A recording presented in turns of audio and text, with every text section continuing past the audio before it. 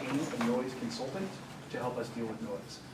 The noise consultant found that decibel readings at 6th and Rhode Island currently are 85 to 95 decibels at night. That is just the street traffic. So we are proposing a perforated steel fence along the entire perimeter of the business, not only to keep our noise in, but to keep the noise from Rhode Island out. We kind of want to have a solid barrier there. We're also proposing building extra soundproofing in the alley as to be considerate of our neighbors across the alley. And working with our architect and proposing a temporary nighttime cover. We also have a pest management and waste management program. We are going to be continually auditing our waste management. We will not have a kitchen, so that should reduce food wastes and kind of control the fact that we have rats.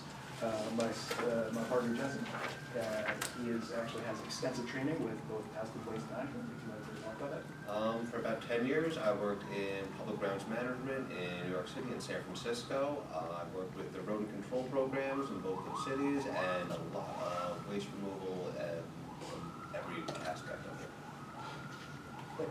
We will have dumpsters on site so as to not get trash into the alley. I know there's a long-standing understanding in the ANC not to remove recycling between 9 a.m. and 9 p.m. 9 p.m. and 9 a.m. We will also confirm to that. And lastly, I'd like to talk about safety.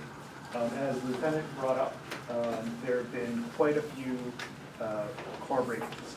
I know actually from experience, the burglary that the lieutenant mentioned on Marion Street was actually a former housing. And we feel like having more people on the street in the neighborhood helps increase public safety. I know if you look up and down 6th Street, especially around Rhode Island, you'll see lots of broken glass. I know, I live there, and that's just something I don't want to see, and I think having that community space there will help mitigate that. So let me, if I may, I'm Andrew Klein, I'm counsel to the applicant, and tell you where we are procedurally and where I think we should go. We're committed to working with the community to address any concerns that are raised. I think you've heard some commitments tonight in terms of dealing with trash and what have you, and we're perfectly willing to put those in an appropriate settlement agreement. I think that the elephant in the room is probably the hours. We want to continue to speak with you about them, talk about them. We think that the big issue with hours, and we're happy to hear if there are other issues, but typically in my experience it's noise, and they've already hired a consultant. We want to try to address the noise issue through noise mitigation measures, and they're certainly willing to back off of what they applied for, but we want to come to a reasonable medium in terms of that issue, making sure that those, I know Mr. Thorpe is here and lives close, that those that live near the proposed site are comfortable with what it is that's intended, and that there are other measures in place besides just cutting hours that will mitigate the noise. And that's where we'd like to go. We understand in order to do that you have to vote to protest, but we look forward to working with you and your duly designated representative to come up with a reasonable accommodation that will satisfy whatever concerns might be raised. Great, great. Well, thank you. At this time, did they come before the alcohol committee? Yes, they did, and we discussed a number of factors based on our experience with Dasha Beer Garden, which is an established similar venue at 7 Q Streets Northwest, where through experience we have adjusted capacity, hours, insisted that there not be an entertainment endorsement, which also is included in this particular application, which our committee recommends against. But we do believe that with a combination of adjustments in hours of operation, as well as the sound abatement efforts and measures that are being contemplated, and a restriction on the outdoor entertainment, that it is possible for this establishment to coexist with the residential community. But unfortunately, we're not yet at the point of being able to move forward with a settlement agreement, so the recommendation from the committee is that the commission protest the application and then continue to work with the applicants with the objective of executing a settlement. And that was unanimous. What was the, what were the current hours of operation? Well, it's applied for was 2 and 3, 2 and 3? Yeah. but as they said, there's a willingness to back off of that. All right, so, 2 a.m., the legal hours are 2 a.m. Sunday through Thursday, and 3 a.m. Friday and Saturday. Okay. so as I open up questions for the commission, this is in Commissioner Brown's district, so if you have questions, you want to lead us off? Well, my question was, I walked around the neighborhood on Sunday and kind of just, most people didn't care, but the one question they asked was about, Mhm. it was 2 o'clock Sunday through Thursday. I said 3 o'clock on weekends. That's correct, yeah. Mhm. Okay, that was the common concern. But as I said, we're willing to work with you and with the combination of trimming the hours and also sound mitigation, because I mean, some people want to go to bed at 10 o'clock. So I mean, hours are effective, the cutting hours are effective for late night, but we think the issue of noise, that there's a more holistic approach that can and should be taken, and they're committed to doing that. So I live on Marion Street, like, right around Q, so Dacha, and I go to Ivy and Cody, like, essentially is my bedroom window. So I would be very happy to go to a place like this, but I'm really worried about noise and pests.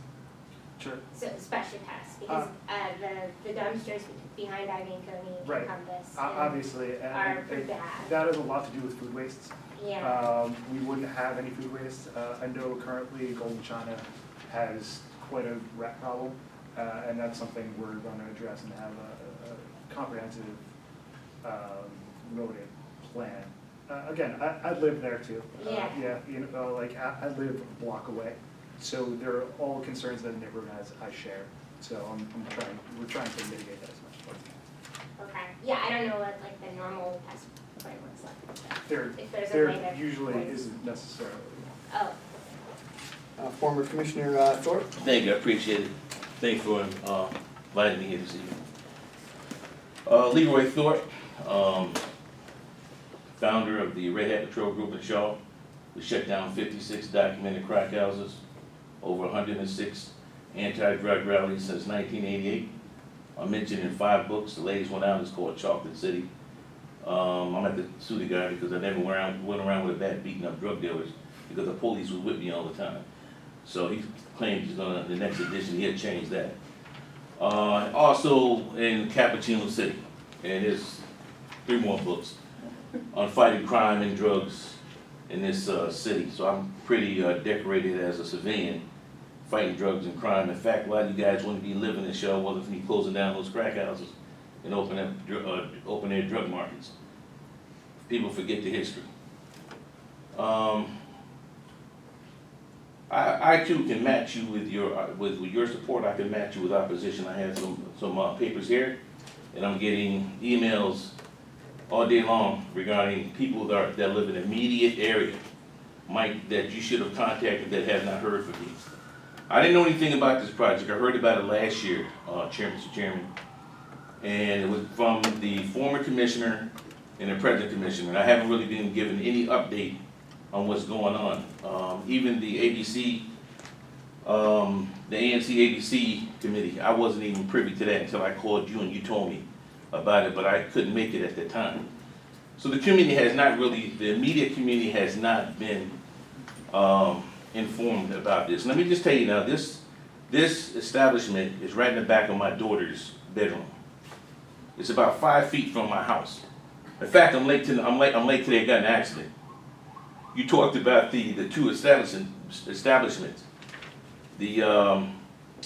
That one restaurant, man, he totaled my car 2 years ago. I had a Mercedes-Benz, he totaled that. Tonight I got another accident with a vehicle I just had 5 months by the Chinese establishment. Wasn't my fault. Nevertheless, I'm concerned about having access to be able to come in and out of my driveway. from a personal standpoint. I'm concerned about my daughter being exposed to that type of drinking. I'm an Orthodox practicing Muslim, and we raising her to be Muslim. So I'm kind of concerned about her seeing public drunkenness, people possibly urinating in the alleys.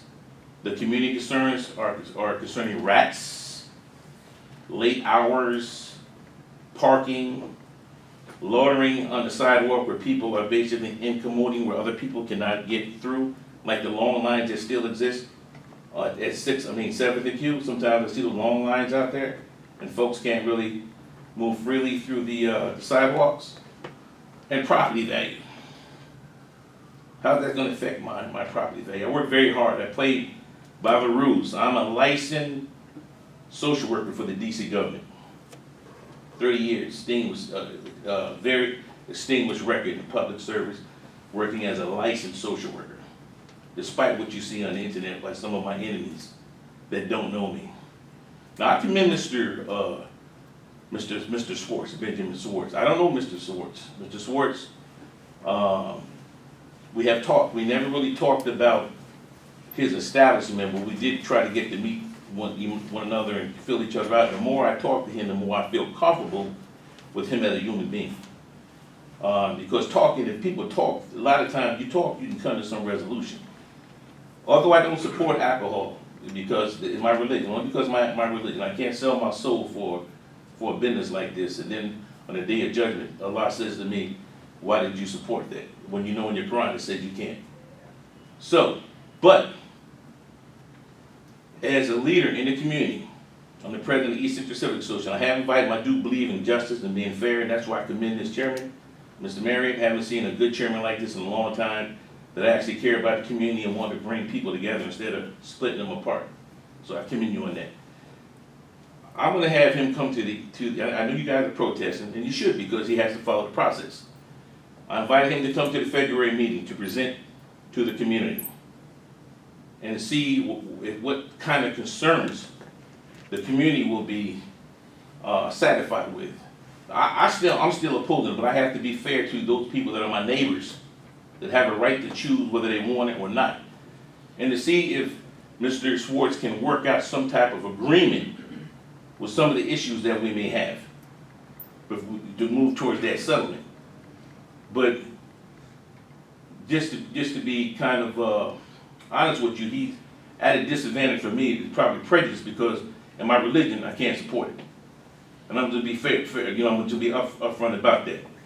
But I will be fair as a leader to open it up to the community and let the community see what they can deal with, and we just move from there. So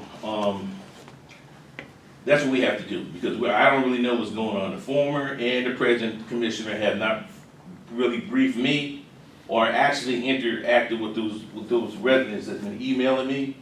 Tonight, I've been signing this petition here. And I'd be happy to get it to you once I go ahead and download everything and put it in a package and send it to you. Absolutely. Yes, sir. Yes, sir. And the issues you brought up, I have no doubt. Yes, sir. I have no doubt that these are going to be addressed, and that Commissioner Brown is more than capable of meeting, your concerns on this. I think most people understand and have seen what we've been doing over the last 2 years.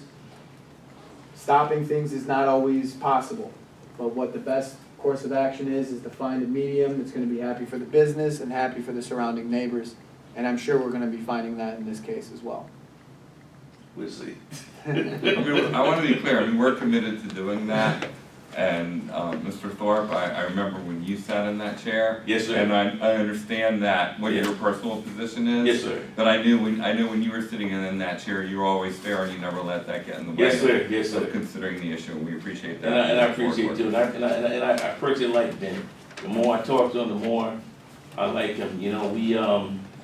I know we came in kind of apprehensive, hearing a lot of boogeyman stories and that type of thing, but more we talked and whatnot, we feel comfortable. I appreciate And actually, we are cousins. He's Jewish and I'm Muslim. We got some of the bloodlines. I don't know what's going on in the Middle East, but the Jews in this city, we get along fine. All right? Thank you. All right, man. Thank you, Mr. Thornton. Okay. We've taken your invitation. We will be. Yes, sir. presenting Yes, sir. to that Yes, sir. Shaw Civic. What is And the, can you, just for It's the gonna be, camera? Alex, gonna be the first Monday February. Okay. The meeting will What's be the at name of the 7 organization? PM, East Central Civic Association. You said. The meeting will be at, the Third Baptist Church, anybody and anyone can attend. We'll move on from there. So I gotta move on, I wanna thank you, I was in a car accident, I got in, the Chinese establishment, and I was in my car, he ran into me backing up, so I got some business I gotta take care of personally. Yeah, no problem, thank you. But I wanna thank the commission, for allowing, both parties to come before you, and, I appreciate everything, really do. All right, great. And God bless you all. Thank you very much, Commissioner. Thank you very much. Thank you for your words. Okay. Anybody else have any questions for the representatives of Electric Kool-Aid? Yes, sir. Hi, my name's Alex Lopez, I'm a neighbor of your establishment at 435 North Street. I just wanted to say that I'm in support of the establishment. I think that it's been a vacant lot for a long time, and I'm happy to see some commercial activity there. One question I do have is that particular intersection, it's Sixth and Rhode Island. It is a double, coming up from 6th Street northbound, it's a double right turn lane, which is kind of a, it's a kind of complicated and somewhat dangerous intersection for, especially for pedestrians crossing. And my question would be, I expect that there would be a lot of people arriving, getting dropped off either by rideshare or by somebody else. Do you have expectations about where your patrons would be dropped off? No, that's actually something we haven't considered, is where ride shares would drop people off, but we can reach out to different ride shares and try to set up so our address on ride share is in a drop off place that's safe. So it is quite a dangerous I've almost been hit like intersection 3 with- times in that with- intersection. It is super dangerous. with the double right turn lanes. And I know that DDOT is in the process of reviewing changes to the intersection, but DDOT, that could be this year, that could be in 5 years from now. The director of DDOT lives right there. But it's still, things move incredibly slowly. So I don't know what the ANC is able to do as far as planning for drop-offs for this type of establishment, because it's Rhode Island, which is a busy street, and 6th Street, which is a double right turn lane, which is a kind of a chaotic short block, so. I think that's something that we could definitely bring into negotiations. Putting Absolutely. together a settlement agreement, without question, yeah. I totally agree that that corner gives me great pause for putting an establishment of this nature on that corner. It's not a lot of space. And the traffic in that area is always intense, it's always busy, especially in rush hour traffic. It gives me a lot of concern to put an establishment of that nature on that corner. It does me. It's just to state my position. Yeah. It's a lot of concern. And the only thing I would say is, hopefully, something will go in that corner at some point. So I mean, I think those concerns are gonna be there, no matter what is there. I think certainly everybody in this room hopes the corner doesn't stay the way it is now. It needs to be activated at this point. I mean, it's long past the time where it should be activated, at least in my opinion. Yeah, I know we have an establishment in my jurisdiction, and we don't have a safety issue, but they do keep a very vigilant eye to make sure patrons are not coming out drunk, are not stumbling into the road, are not causing. And if you'll see attached is also our security plan, which outlines how we will address staff identifying and recognizing overserved patrons and making sure that doesn't happen. We'll have someone at the door counting everyone at all times, as well as checking IDs at all times. And you should know taverns are not required by law to submit security plans, but they're being proactive about it and they're prepared to do it and they're committed to having procedures in place that will prevent the type of activity and concerns that you raised. Do we have any more questions from the audience? One quick question. What are the plans for bathrooms? Bathrooms, so our plan is to have 3 unisex bathrooms, permanent structures. Cool.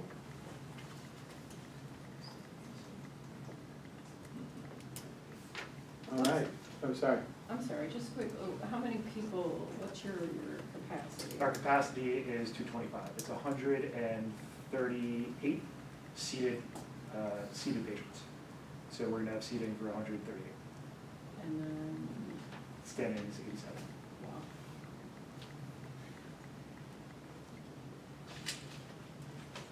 So is this like picnic bench? Yep, picnic tables, there will be standing areas as well as ADA seating required by code.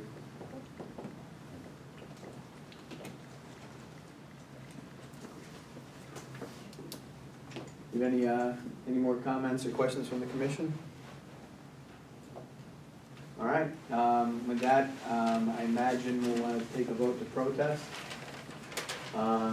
Commissioner Brown, you feel comfortable making the motion? Not yet. I'll make the motion. All right, well, Protest. I'd like to make a motion, that ANC 6E, protest, the license, on the basis of peace, order, and quiet, property, and we'll throw in property value, as it was brought up today. And that we communicate that protest, to, the Admin Board. Second motion. We will, give it to, Commissioner Brown, to second that. All in favor? Aye. I'd also like to make a motion that Commissioner Brown be elected as the representative for this matter for ANC 6E, and that be communicated as well to ABRA. I'll take a second. Second. From Commissioner Wiggins, all in favor? Aye. All right, thank you guys so Great, much. thank you.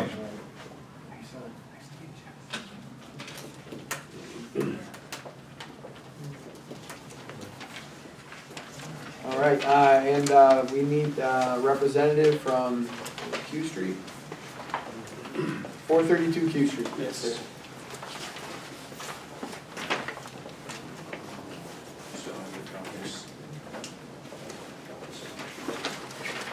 Thank you very much. I got thrown out. I saw that. Extras to hand out for anybody who wasn't copies.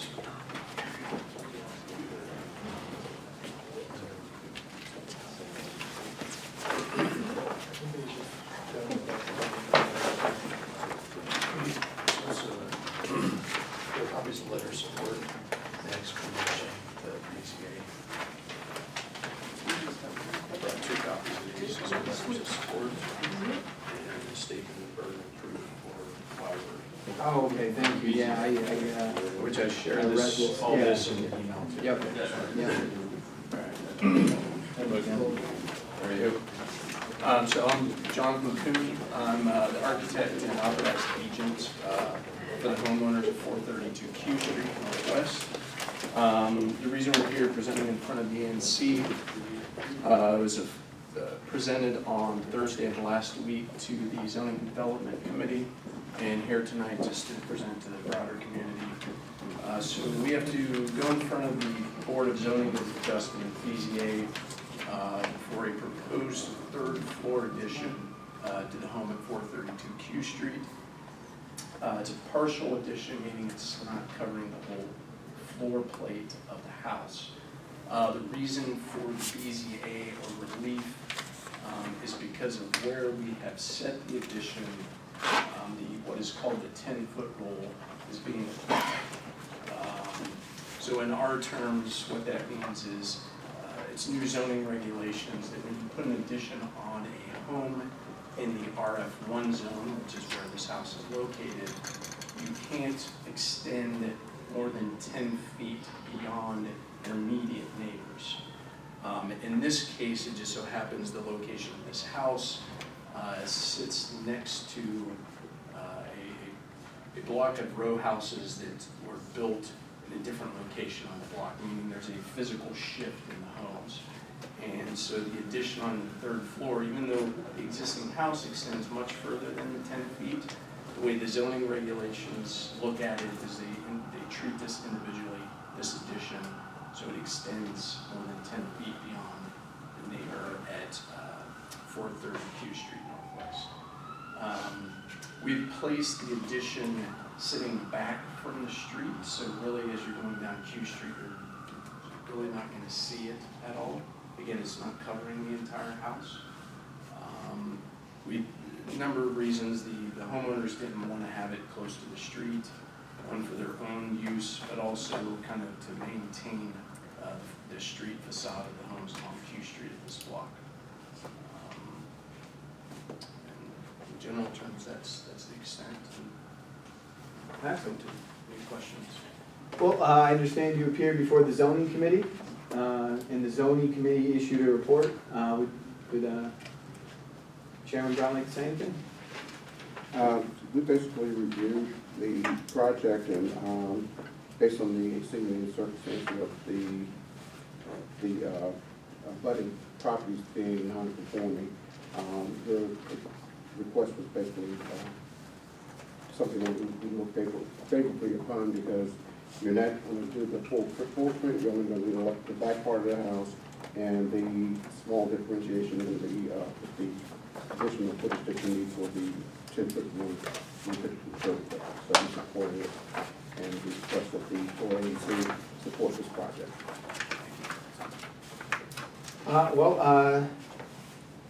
Does anybody have any questions before we move to a vote? Not a question, but an observation which I made at the Zoning, Planning, and Transportation Committee.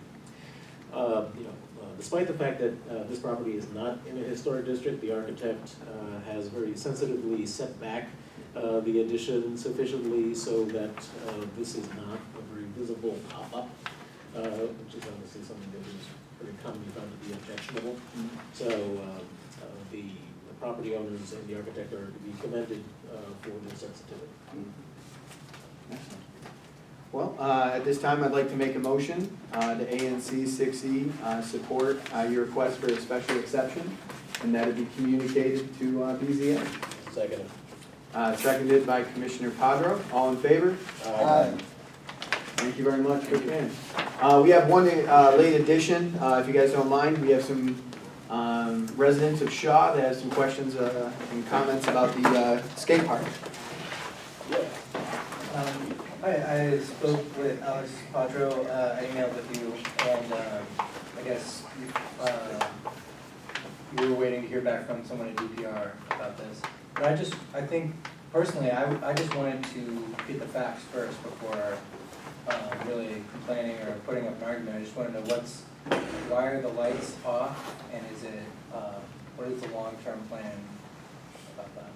So Danny Gonzalez from DGS is researching that, and so he reached out to me, I think it was just on Friday.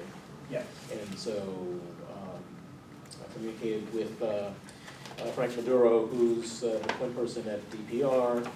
He was actually out of the country, but still responded and forwarded the inquiry to Mr. Gonzalez. And so we're awaiting a response as to what the problem is. So we're presuming that it's a technological issue and that it will be corrected and the normal lighting schedule will be resumed. But I'm just waiting to find out.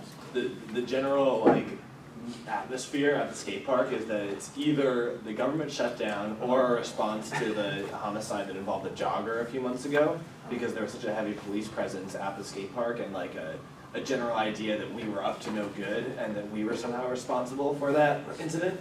So we interpreted it en masse as this is the punishment without any actual explanation.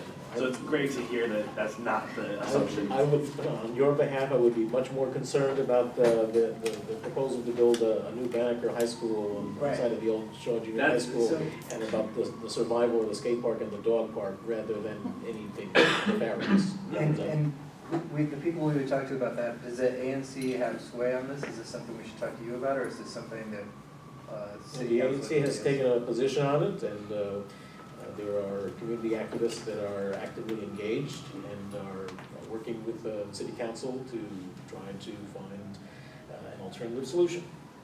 So I'd be happy to talk to you about it afterwards. Great. Thank you so much. Great. Do we have any old business? All right, I'll take a motion to approve last month's minutes. So moved. I'll second it. All in favor? Aye. Approved. The treasurer's report. I got a report for you. So this is a pretty complicated matter. Just read out sorry, possibly. Just read out our current balance for the end of January. So our current balance at the end of January was $56,000.28. And I don't believe there's any, well, is there any, did we get any distribution? I don't think we did. Did we get any? $50. Oh, yeah. Check paid. Yeah, $203 and a check for $345. Excellent. Okay. Excellent. All right, perfect. We have one expense. I'd like to move, that we, well, actually it's yours now, but this is the expense for Karen, the secretary, she has on the website. Okay. So the motion to, Right, support the expense of support a motion to expend $20 for updating a website for Karen Jaley. You want a second motion? Second. Seconded by Commissioner, nominated by Commissioner Brown, seconded by Commissioner Wiggins. Can we just clarify that to make sure that it's clear that it's both the preparation of the minutes for the meeting as well as updating the website? Yep. All right, all in favor? Aye. Aye. Excellent. I have one reimbursement. Yep. So this is the signage for the Save Shaw Middle School campaign that the commission authorized an expenditure up to $1,000. So I have the receipts here, which I'll pass over to the treasurer. The amount is $885.38. Okay. Great, great.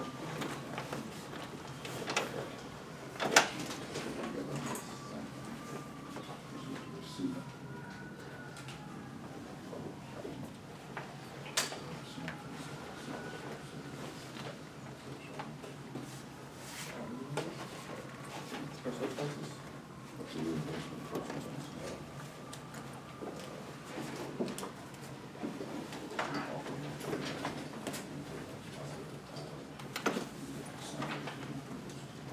Motion, all right, offer motion to reimburse Ms. Alexander Padro in the amount of $40? No, 880. $885.38. I'll second it. All in favor? Aye. Aye. Anybody opposed or abstained? Yeah, I have to abstain because it's. Oh, yeah, all right, I'll make a note of We that. just double checking the figures, we saw 400, we saw 370, so we gotta add those three together. Oh, okay. All right. Yeah, good to go? Yeah. Excellent. Alex Potter is abstaining, the rest all in favor. I have one announcement I'd like to make. After the election season, I thought I had a kind of a touching moment. There was a young woman who ran against Commissioner Rogers, and she did a great job, so much so that Commissioner Rogers was very